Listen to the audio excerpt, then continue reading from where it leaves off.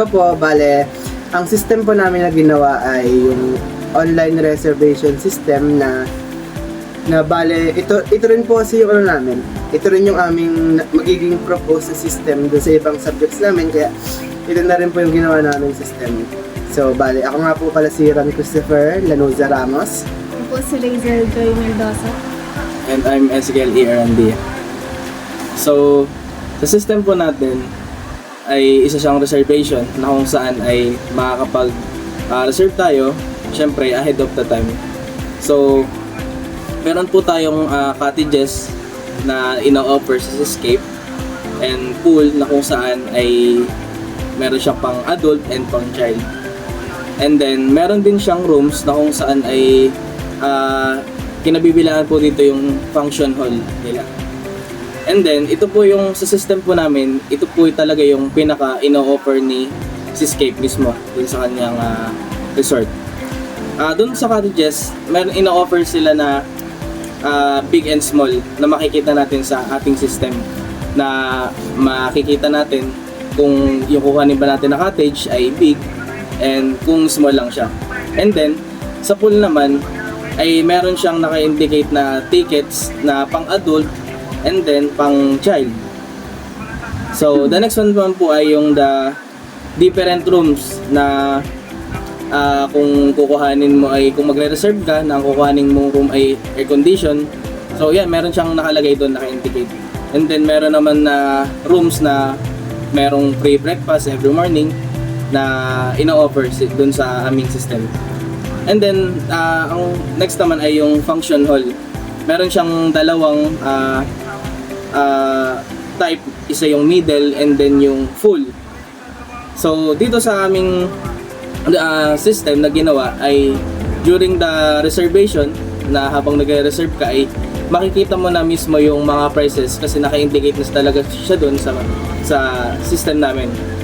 And then addition ay meron tayong may makikita tayong note habang tayo nag-reserve kasi naglagay tayo ng notes doon na kung saan ay magiging aware tayo kung yung mga rooms ba na ilalagay natin ay sakto lang ba or labis, kasi yung rooms ay halimbawa yung rooms po natin na nilagay doon ay may limit lang na siya na 10. So maging aware tayo na yun lang yung limit ng rooms na yun. So yung another features naman yung nung system po namin ay meron siyang admin na kung saan si admin ay makikita niya kung sino yung mga nag-reserve. So it means ahead of the time ay ma-prepare nila kung ano ba yung dapat na kailangan na ma-prepare kasi nakalagay siya doon sa admin.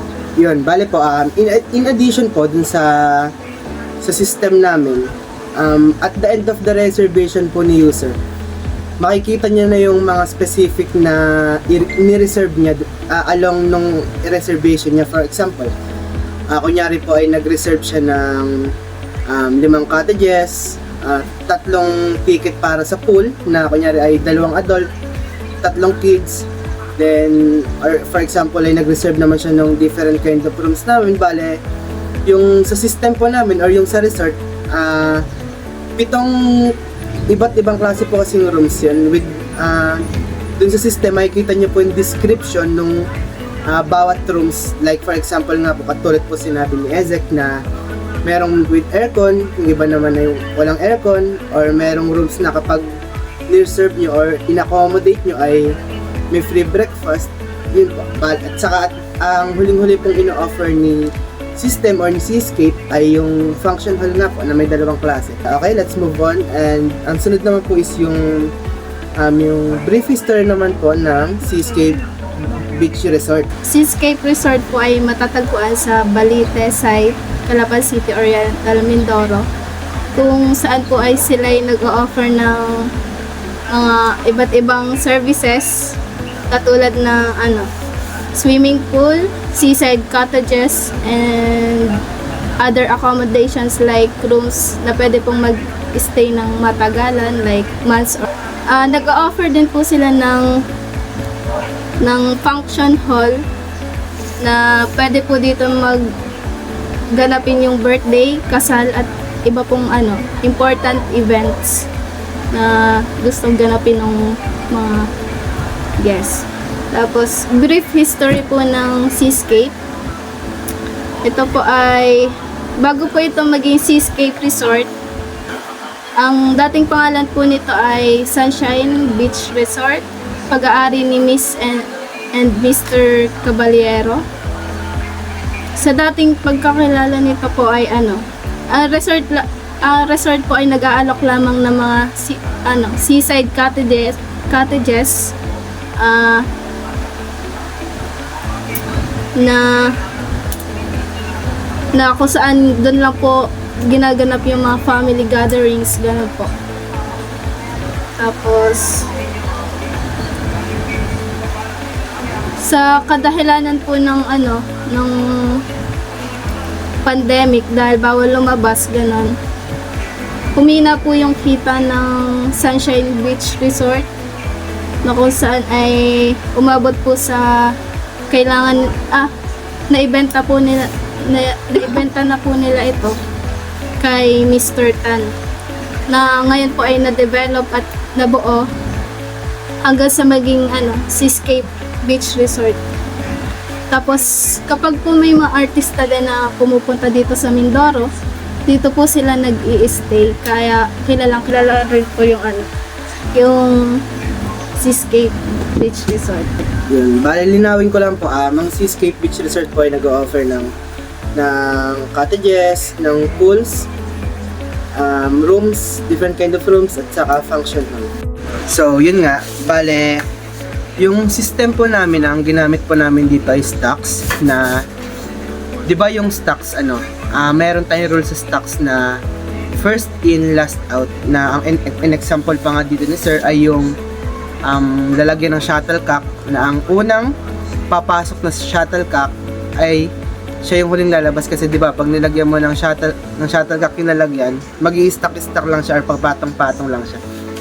Then para din siyang baso na nilagyan mo ng tubig, na kapag napuno na yung baso ay parang maawas na or hindi natatanggapin ng baso yung tubig na mag-exceed dun sa baso. Na marirelate namin yung system namin, kasi yung system kasi namin meron siyang limit na nakatalaga. For example, yung cottages namin, ang sabi kasi ni Seascape Beach Resort na sa kanila mismo galing yung cottages na inaano lang nila ay hanggang 10, na kapag yung system namin ay kapag nag-reserve ka tapos lumampas siya sa 10, hindi na siya tatanggapin ng system, na parang which is relate naman sa baso ng tubig, na kapag napuno na yung baso ng tubig, hindi na rin tatanggapin ni baso yung tubig na papasok, na parang yung system namin. Then, di ba kapag, for example nga, yung baso ng tubig, na kapag itinapon mo yung baso ng tubig, halos sabay-sabay din silang lalabas. Parang yung system namin, kahit pa gaano kadaming tao yung mag-reserve dito, ay pwedeng sabay-sabay din silang pumasok sa resort kung anong araw or kung kailan nila gusto. So yun nga, bale, kung ikaw compare mo nga yung system namin sa real life, para siyang baso ng tubig na nilalagyan ng tubig. Kasi nga, di ba, ganoon naman kasi ang reservation system, na kaya ka nga nagpapa-reserve para ahead of time ay makapagpa-reserve ka agad nung gusto mong i-avail na product or services ng isang specific na tindahan or resort, na which is ganun yung system namin. So yun nga, bale, konting explanation lang namin kung bakit ito yung naisip namin na system na gawin. So yun nga. So according po sa general manager ng Seascape Beach Resort, ay ito yung nafe-face nila na problem nila or issues sa kanilang resort, yung pagiging manual nila sa reservation. So una ay hinahihirapan sila sa unang-una sa mga staffs nila, kasi pag biglang natating yung mga kliyente na magpa-reserve, so yan, dagsa kasi hindi sila nagiging aware. So isa pa ay yung pagiging ready nila or pag-prepare nila ng maaga. Kung nalalaman nila kaagad na may gantong reserve, halimbawa ay gantong rooms, so alam kaagad nila yung prepare nila.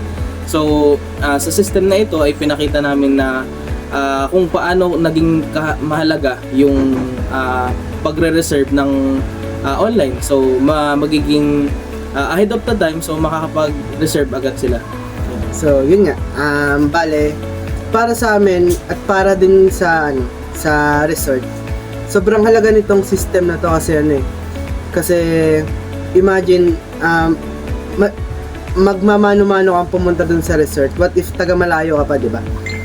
Then at the same time, sobrang makakatipid ka sa oras sa pamasahe, na instead na pumunta ka pa dun sa resort ay makakapag-reserve ka na ahead of time.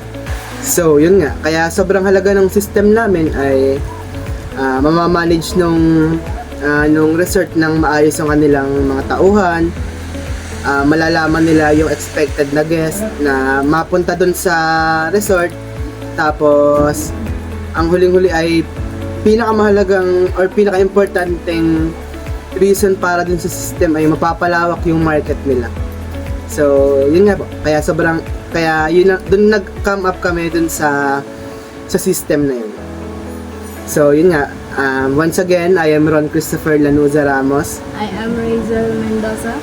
And I'm Ezekiel Irandia. And our system is online reservation system for Seascape Beach Resort.